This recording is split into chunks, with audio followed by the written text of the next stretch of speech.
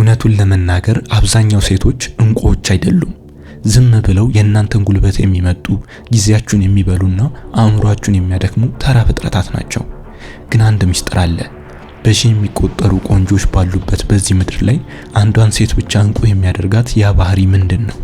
ለምንድነው ሌሎች በውበታቸው ሲለመኑ እሷ ግን በዝምታዋ የምትገዛቸው? ይህንን በሚገባ ስሙ። ይህች ሴት ባጠገባችሁ ስትቆም ደማችሁ ውስጥ የሚፈጠረው ያንን እንግዳ ንዝረት አስተውላችኋል? ይህ ዝም ብሎ ስሜት እንዳይመስላችሁ። እናንተ ሳታውቁት አእምሯችሁ ለሷ እጅ እየሰጠ ነው። እሷ የምትጠቀመው ዳርክ ሳይኮሎጂ ሳይሆን ማንም ሊያገኘው የማይችለውን ያንን የማይታይ የነፍስ ስልጣን ነው። ዛሬ ስለ ሴት ልጅ ውበት የምታውቁትን ተራ ወሬ ሁሉ ሰርዙት። ዛሬ የምነግራችሁ 6 ሚስጥሮች አንዲትን ሴት እንዴት ወደ አማልክት ደረጃ ከፍ እንደምትልና እንቁ እንደምትሆን እገልጥላችኋለሁ። ወንዶችም ብትሆኑ ይህንን ካወቃችሁ በኋላ በዙሪያችሁ ያለችው ሴት የምታበራላችሁ ብርሃን ወይም የምታቃጥላችሁ እሳት መሆኗን ወዲያውኑ ትለዩዋታላችሁ። ይህንን የምትሰሙ እንቁ ሴቶች ከነዚህ እንቁ ባህሪዎች ውስጥ ምን ያህል እንዳላችሁ ኮመንት ላይ አስቀምጡልን። ራሳችሁንም ትፈትሹበታላችሁ።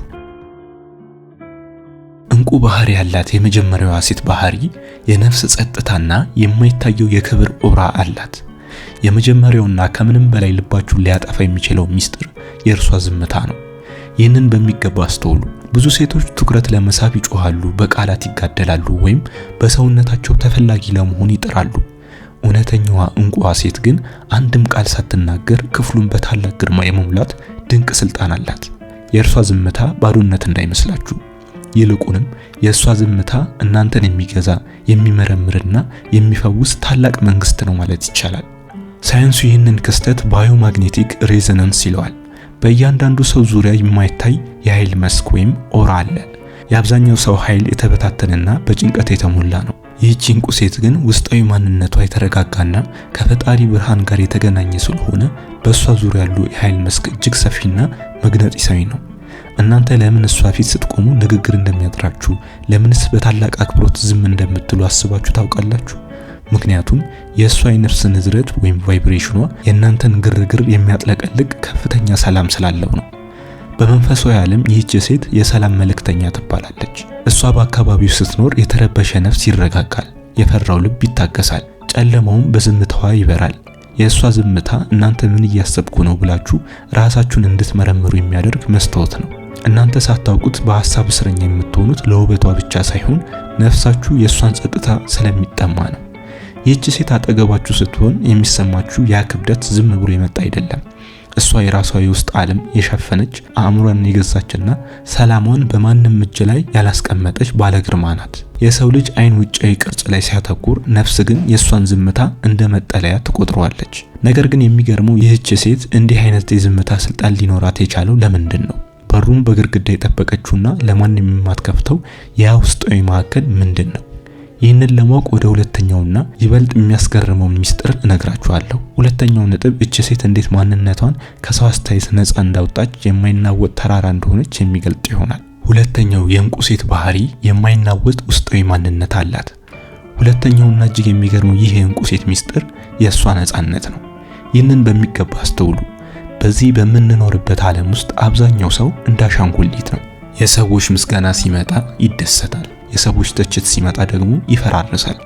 እውነተኛዋ እንቁ ሴት ግን ዋጋዋን ለማረጋገጥ የሰዎችን እጅ አትጠብቅም። የእሷ ዋጋ የተመሰረተው ከሰው በታች ባለው ቁሳቁስ ሳይሆን ከሰው በላይ ባለው በመለኮታዊ ምንጭ ላይ ነው። ሳይንሱ ይህንን ኢንተርናል ሎከስ ኦፍ ኮንትሮል ይለዋል። ይህች ሴት በውስጧ ማንም ሊያፈርሰው የማይችል የመቅደስ ሰላም አላት። ዓለም ሁሉ ቢያሞግሳት አትታበይም፣ ምክንያቱም እሷ ማን እንደሆነች ቀድማ ታውቃለች። ዓለም ሁሉ ቢያጣጥላትም ደግሞ አትደነግጥም፣ ምክንያቱም ክብሯን የሰጣት ዓለም እንዳልሆነ በሚገባ ትረዳለች። ይህ በራስ መተማመን ለወንዶች ብቻ ሳይሆን ለዓለም ሁሉ ትልቅ እንቆቅልሽ ነው። ብዙዎች ሊቆጣጠሯት፣ ሊያሽከረክሯት ወይም በአስተያየት ሊረብሿት ይሞክራሉ። እሷ ግን ልክ እንደ ጥልቅ ባህር በላይዋ ላይ ማዕበል ቢኖርም ውስጧ ግን የማይናወጥ ጸጥታ የሰፈነበት ነው። በመንፈሳዊ እይታ ይህች ሴት የነፍስ ልዕልና አላት። እሷ አጠገባችሁ የምትቆየው ስለፈለጋችሁ ሳይሆን እሷ ራሷ ስለመረጠቻችሁ ብቻ ነው። ማንም ሰው በኃይል በገንዘብ ወይም በዛቻ ሊያስገዛቸው የማይችሉ ሴቶች እውነተኛ እንቁዎች ናቸው። የእሷ ነፃነት እናንተን ይስባችኋል፣ በተመሳሳይ ጊዜ ደግሞ ያስፈራችኋል። ምክንያቱም እሷን ማግኘት ማለት የቆመችበትን ያንን የክብር ከፍታ መጋራት ማለት ነው። እናንተ ለምን እሷን እንደምታከብሯት ታውቃላችሁ? ምክንያቱም እሷ ለራሷ ያላትን አክብሮት እናንተ እንድታከብሯት ያስገድዳችኋል። እሷ ፊት ስትቆሙ ዝም ብላችሁ የምታዩት ፊቷን ሳይሆን ያንን የማይታይና የማይደፈር ማንነቷን ነው። ይህች ሴት በራሷ ዓለም ውስጥ የምትኖር ንግስት ናት። ነገር ግን ጥያቄው እዚህ ጋር ነው። እንዲህ ያለ የማይናወጥ ጥንካሬ ያላት ሴት እንዴት ነው ሌላውን ሰው የመፈወስና የመለወጥ አቅም ሊኖራት የቻለው? ይህ ጥንካሬዋ ለምን ወደ ኩራት አልተቀየረም? ለዚህ ነው ወደ ሶስተኛውና እጅግ ረቂቅ ወደ ሆነው ወደ መፈወስ ምስጢር መሸጋገር ያለብን። ሶስተኛው ነጥብ ይህች ሴት እንዴት የሰውን ስብራት የምትጠግን አልኬሚስት እንደሆነች የሚነግረን ይሆናል። ሶስተኛው የእንቁ ሴት ባህሪ የመለወጥና የመፈወስ አልኬሚ አላት። ይህ ምስጢር ነው እንቁ ሴት ከማንኛውም ቆንጆ ሴት የሚለያት። እውነተኛ እንቁ ሴት ማለት ፈዋሽ ናት። ነገር ግን ፈዋሽ ስላችሁ በሆስፒታል ውስጥ የምታዩአቸው አይነት እንዳይመስላችሁ። እኔ የምላችሁ በቃሏ በእይቷና በውስጣዊ ንዝረቷ የቆሰለውን ወንድ የዛለውን ትውልድና የፈረሰውን ማንነት መልሳ የምትገነባ የነፍስ መሐንዲስ ስለሆነች ሴት ነው። ሳይንስ ይህንን ምስጢር መግለጥ ይከብደዋል። እቺ ሴት ወደ እናንተ ህይወት ስትመጣ ዝም ብላ አትቀመጥም። እሷ ወደ እናንተ ህይወት የምትመጣው እንደ ተራ እንግዳ ሳይሆን እንደ አልኬሚስት ነው። አልኬሚስቶች ዝቅተኛውን ብረት ወደ ወርቅ እንደሚቀይሩት ሁሉ ይህች እንቁ ሴት የእናንተን ፍርሃት ወደ ድፍረት፣ የእናንተን ስብራት ወደ ጥንካሬ፣ የእናንተን ጥርጣሬ ወደ እምነት የመቀየር የማይታመን ጥበብ አላት። ይህንን በሚገባ አስተውሉ። ብዙ ሴቶች ከወንድ ልጅ ምን ልውሰድ በሚል ስሌት ይንቀሳቀሳሉ። እውነተኛ እንቁ ሴት ግን ምን ልጨምር በሚል መንፈሳዊ ጥሪ ነው የምትመራው። እናንተ አልችልም ብላችሁ ተስፋ ቆርጣችሁ ጭንቅላታችሁን ደፍታችሁ ስትመጡ እሷ ግን በአይኖቿ ውስጥ የምታሳያችሁ የእናንተን ድክመት ሳይሆን ገና ያልወጣውን የእናንተን ንጉሳዊ ማንነት ነው። እሷ የእናንተን ውድቀት አታይም። እሷ የምታየው እናንተ መሆን የምትችሉትን ታላቅ ሰው ነው። በመንፈሳዊ ዓለም እንዲህ አይነት ሴት የብርሃን መስታወት ትባላለች።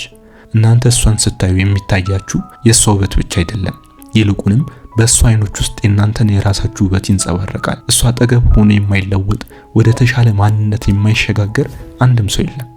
ለምን መሰላችሁ? ምክንያቱም የእሷ ንዝረት ወይም ፍሪኩዌንሲዋ እጅግ ንጹህና ከፍ ያለ ስለሆነ ነው። ማንኛውም ወደ እሷ የሚጠጋ ሰው ሳያውቀው ከእሷ ብርሃን ይጋራል። ልክ እንደ ሻማ ናት። ራሷ ትበራለች፣ ሌሎች ሻማዎችንም ታበራለች። ነገር ግን የእሷ ብርሃን አንዳችም አይቀንስም። አስቡት፣ በህይወታችሁ ውስጥ እጅግ በጨለመባችሁ ሰዓት፣ ሁሉም ሰው በናቃችሁ ጊዜ፣ ራሳችሁን እንኳን ራሳችሁ በጠላችሁበት ቅጽበት እሷ ግን መጣ አንተ ወይም አንቺ ከዚህ በላይ ነሽ ስትላችሁ የሚፈጠሩን ተአምር። የእሷ ቃል ዝም ብሎ ድምጽ አይደለም። የእሷ ቃል በነፍሳችሁ ውስጥ የሚዘራ ሕያው ዘር ነው። ብዙ ታላላቅ ወንዶች፣ ነገስታት፣ ጀግኖች ከጀርባቸው አንድ እንቁ ሴት ያለችው ለዚህ ነው። እሷ የነሱ የድል ምስጢር ናት። እሷ የጦር ሜዳ ውሏቸው ሳይሆን ከጦርነቱ በኋላ የሚያርፉበት የሰላም ወደብ ናት። የቻናላችን ተከታታዮች አሁን የምነግራችሁ ነገር እውነት ይህች አይነት ሴት አለችን ብሎ የሚጠይቅ ብዙ ሰው አለ። እውነታው ግን ብዙ ሴቶች አሉ። ከምትሰሙት ከናንተም ውስጥ ጨምሮ ብዙ ሴቶች አሉ። እና ይህ ተራ ወሬ ወይም እነሱን ለማሞገስ የተሰራ ሳይሆን ከተኖረ ህይወት የመጣ ነው። አራተኛ የእንቁ ሴት ባህሪ የጥበብና የርህራሄ ጥምረት አላት። እውነተኛዋ እንቁ ሴት እናንተን የምታጠምደው በዝምታ ውስጥ በታቀፈው የነፍስ እይታ ነው። እናንተ ገና ቃላት ሳታወጡ በልባችሁ ውስጥ ያለውን ህመም፣ በአይምሯችሁ ውስጥ የሚመላለሰውን ስጋትና በነፍሳችሁ ውስጥ የተደበቀውን ምኞት የማንበብ ድንቅ ስጦታ አላት። እሷ አጠገብ ስትቆሙ ራቁታችሁን የቆማችሁ ያህል የሚሰማችሁ ለዚህ ነው። የእሷ ጥበብ እናንተን የሚፈትሽ ሳይሆን እናንተ ውስጥ ያለውን እውነት የሚያወጣ ብርሃን ነው። አስቡት፣ እናንተ ትልቅ ስህተት ሰርታችሁ ዓለም ሁሉ ጣቱን ቀስሮባችሁ ራሳችሁ እንኳን ራሳችሁን ይቅር ማለት አቅቷችሁ ባለበት ሰዓት ይህች ሴት ግን አጠገባችሁ ትቆማለች። የእሷ ጥበብ እናንተን እንድታዝኑ አያደርጋችሁም። ይልቁንም ለምን እንደተሳሳታችሁ የምታውቁበት ርህራሄ ያላት። እሷ አጠገብ ስትሆኑ የምታወሩት ስለ ሰው ክፋት ወይም ስለ ዓለም ውዝግብ ሳይሆን ስለ ህይወት ትርጉም፣ ስለ ፍቅር፣ ቅድስናና ስለ ነገው ብሩህ ተስፋ ነው። የእሷ ንግግር የነፍስ ምግብ ነው። አብዛኛው ሰው ሰውን የሚፈርደው በውጫዊ ድርጊቱ ነው። ይህች እንቁ ሴት ግን ሰውን የምትረዳው በውስጣዊ ቁስሉ ነው። እሷ የእናንተን ድክመት አታቃልልም፣ ነገር ግን ድክመታችሁ ውስጥ ያለውን ጥንካሬ አውጥታ ትሰጣችኋለች። ይህች ሴት አጠገባችሁ ስትኖር እናንተ ሳታውቁት የተሻለ ሰው መሆን ትጀምራላችሁ። ለመሰላችሁ ምክንያቱም የእሷ ጥበብ እናንተን ለመግዛት ሳይሆን እናንተን ነፃ ለማውጣት የሚሰራ መንፈሳዊ መሳሪያ ስለሆነ ነው። ግጭቶችን በዝምታ፣ ቁጣን በርህራሄና ጥላቻን በፍቅር የመሸፈን አቅም አላት። እሷ ፊት ስትቆሙ የሚሰማችሁ ያ ታላቅነት የመጣው እሷ ራሷን ዝቅ ስለምታደርግ ነው። ትህትናዋ የጥበቧ መገለጫ ነው። ርህራሄዋ ደግሞ የጥንካሬዋ መለኪያ ነው። ብዙ ወንዶች እንዲህ አይነት ሴት ሲያጋጥማቸው የሚፈሩት ለዚህ ነው። ምክንያቱም እሷ የእነሱን ማንነት ጠልቃ ስለምታውቅ በማንኛውም የውሸት ጭንብል ሊያታልሏት አይችሉም። ይህች ሴት ጥበቧን የምትጠቀመው ልክ እንደ አንድ ኦራክል ነው። እናንተ ግራ ሲገባችሁ፣ መንገድ ሲጠፋባችሁ፣ እሷ ግን በረጋው መንፈሷ አቅጣጫውን ታሳያችኋለች። እሷ የእናንተ የቤት መረጋጋት ብቻ አይደለችም፣ እሷ የእናንተ የድል ሚስጥር ናት። ይህች ሴት በዝምታ መሃል ሆና ዓለምን ትገዛለች የሚባለው ለዛ ነው። እያንዳንዱን እንቅስቃሴ፣ እያንዳንዱን ትንፋሽ ትረዳለች። ይህ ጥበብ የሰላም ምንጭ ነው። እናንተ በህይወታችሁ ውስጥ እንዲህ አይነት ጥበብ ያላት ሴት ካጋጠመቻችሁ እመኑኝ፣ እናንተ የታደላችሁ ናችሁ። እሷ የእናንተን መንገድ የምታበራ ብርሃን ናት። ውበቷ ይጠፋ ይሆናል፣ የወጣትነት ጥንካሬዋ ይደክም ይሆናል። ነገር ግን ይህ ውስጣዊ ጥበቧ ልክ እንደ ዕንቁ በየቀኑ ይበልጥ እያበራና እያብለጨለጨ ይሄዳል። ይህንን ሚስጥር መረዳት ማለት የሴትነት የመጨረሻ ጥግ ማወቅ ማለት ነው። አምስተኛው የዕንቁ ሴት ባህሪ የማይታየው የነፍስ ጌጥ አላት። አሁን ደግሞ አንድ እውነት እንነጋገር። ዓለም ስለ ውበት ስታወራ የምታውቀው የቆዳ ቀለም፣ የከንፈር ቅርጽ ወይም የአለባበስን ፋሽን ብቻ ነው። ነገር ግን እናንተ በህይወታችሁ ውስጥ ተራ ልብስ ለብሳ አንዳችም ጌጥ ሳታደርግ ነገር ግን በአካባቢዋ ካሉ ቆንጆ ሁሉ በላይ የምትደምቅ ሴት አጋጥማችሁ አያውቅም? ያቺ ሴት ያደረገችው ጌጥ ሳይሆን የለበሰችው ማንነት ነው። እውነተኛዋ ዕንቁ ሴት ከውጫዊ ጌጥ በላይ ለውስጣዊ ብርሃኗ የምትጨነቅ የነፍስ ንግስት ናት። እሷ የምትቀባው ሽቶ ሳይሆን የምታንጸባርቀው ቅንነትና ትህትና ነው እናንተን የሚማርካችሁ። ብዙ ሴቶች ሰውነታቸውን ለማስዋብ በሚሊዮን የሚቆጠሩ ብር ሲያወጡ፣ ዕንቁ ሴት ግን ልቧን ለማስዋብ በየቀኑ በጸጥታና በጸሎት ትተጋለች። ለዚህ ነው የእሷ ውበት ጊዜ የማይሽረው ታይምለስ የሆነው። ቆዳዋ ቢሸበሸብ እንኳን ያ በነፍሷ ውስጥ ያለው ብርሃን ግን ከመቼውም ጊዜ በላይ ይደምቃል። እሷ ፊት ስትቆም የሚታያችሁ የቆዳዋ መልክ ሳይሆን ያ የማይታየው የነፍስ ሽታ ነው። ይህች ሽታ ደግሞ ከጥላቻ የጸዳ በፍቅር የተሞላ ነው። ብዙ ወንዶች እንዲህ አይነት ሴት ሲያዩ ለምን እንደሚገዙላት ታውቃላችሁ? ምክንያቱም አይናቸው የጠገበውን ውበት ሳይሆን ነፍሳቸው የተራበችውን ቅድስና በሷ ውስጥ ስለሚያገኙ ነው። እናንተ ሳታውቁት የእሷን እጅ ለመያዝ የምትጓጉት የእሷን ንክኪ ነፍሳችሁን ስለሚያክመው ነው። አስቡት፣ በሺዎች የሚቆጠሩ ጌጣጌጦች ባሉበት ክፍል ውስጥ እሷ ግን በአንድ ትሁት ፈገግታ ብቻ የሁሉንም ሰው ትኩረት መስረቅ ትችላለች። ያ የመሳብ ኃይል ከየት የመጣ ይመስላችኋል? ከውስጧ ከሚፈልቀው የእርጋታ ኃይል ነው። እውነተኛ ዕንቁ ሴት ራሷን ለመሸጥ አትሞክርም፣ ምክንያቱም እሷ በራሷ ውድ መሆኗን ታውቃለች። እሷ የእናንተን አይን ብቻ ሳይሆን ነፍሳችሁን የምታረካ ብቸኛዋ ተአምር ናት። ስድስተኛው የዕንቁ ሴት ባህሪ ታላቁ የዕንቁነት ማህተብ ወይም ቅዱስ ፍቅር አላት። አሁን ወደ መጨረሻውና ወደ ታላቁ ሁሉንም ሚስጥራት በአንድ ላይ ወደሚያስረው ሚስጥር ደርሰናል። እስካሁን ያየናቸው 5 ነጥቦች ስለ ሴትነቷ ግርማ፣ ስለ ዝምቷ ስልጣን፣ ስለ ነፃነቷና ስለ ጥበቧ በጥልቀት ተነጋግረናል። ነገር ግን ስድስተኛው ሚስጥር ከሌሎች ሁሉ የተለየ ነው። በዚህ በምንኖርበት ዘመን ፍቅር የሚባለው ቃል እጅግ ረክሷል። ፍቅር ለብዙዎች የጥቅም መለዋወጫ፣ የስሜት ማራገፊያ ወይም የብቸኝነት ጊዜያዊ መሸሸጊያ ሆኗል። ነገር ግን እውነተኛው ዕንቁ ሴት ስታፈቅር በቅድስና ነው። የእሷ ፍቅር ለመቀበል የሚቸኩል ሳይሆን ለመስጠት የሚትረፈረፍ የደስታ ምንጭ ነው። ብዙ ሴቶች ለራሳቸው ጥቅም፣ ለደህንነታቸው ወይም ለዝናቸው ሲሉ ያፈቅራሉ። ዕንቁ ሴት ግን ለእናንተ ስኬት፣ ለእናንተ ሰላም፣ ለእናንተ ክብር ስትል ነፍሷን አሳልፋ የምትሰጥ የብርሃን መስዋዕት ናት። ይህች ሴት አንዴ ከወደደቻችሁ እናንተን ከማንኛውም ምድራዊ ማዕበል የምትጋርድ የጸሎት ግንብ ትሆናለች። እናንተ በደከማችሁ ጊዜ እሷ ጉልበት ትሆናችኋለች። እናንተ ተስፋ በቆረጣችሁ ሰዓት እሷ ተስፋ ትሆናችኋለች። ዓለም ሁሉ ፊቱን ቢያዞርባችሁ፣ ስራችሁ ቢበላሽ፣ ስማችሁ ቢጠፋ፣ ሁሉም ሰው ጥሏችሁ ቢሄድ እንኳን ይህች ሴት ግን አጠገባችሁ ትቆማለች። የእሷ ፍቅር እናንተ ባላችሁ ነገር ላይ የተመሰረተ ሳይሆን እናንተ ማን እንደሆናችሁ በምታውቀው ሚስጥር ላይ የተመሰረተ ነው። እሷ እናንተን የምታፈቅረው በድክመታችሁ ውስጥ ያለውን ጥንካሬ፣ በውርቀታችሁ ውስጥ ያለውን ታላቅነት ስለምታይ ነው። የእሷ ፍቅር አንቂ ነው። እናንተ ሳታውቁት እሷ ፊት ስትቆሙ ልጅ የምትሆኑት ለዚህ ነው። ምክንያቱም የእሷ ፍቅር እናንተን የመንከባከብ፣ የመጠበቅና የመመገብ መንፈሳዊ እናትነት አለው።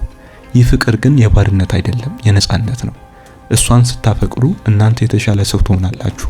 እሷን ስታፈቅሩ ጥላቻችሁ ይጠፋል፣ ምቀኝነታችሁ ይሞታል፣ ልባችሁም በሰላም ይሞላል። እንግዲህ እውነቱን ሰምታችኋል። ይህች ሴት ማናት? ይህ ባህሪ ያላት ሴት እናንተ ጋር አለች ወይስ እናንተ ራሳችሁ ይህችን ዕንቁ ሴት ለመሆን እየተጋችሁ ነው? ወንዶችስ ይህችን ሴት እየፈለጋችሁ ነው? መልሱ ያለው ከእናንተ ነፍስ ጋር ነው። ዛሬ አብረን የተጓዝንባቸው 6ቱ ሚስጥሮች ዝም ብለው የቃላት ድርደራ አይደሉም። እነዚህ ሚስጥሮች ወደ ነፍሳችሁ የሚወስዱ፣ አመለካከታችሁን የሚቀይሩና ለፍቅር ያላችሁን ክብር የሚያድሱ መንፈሳዊ መሳሪያዎች ናቸው። አስተውሉ።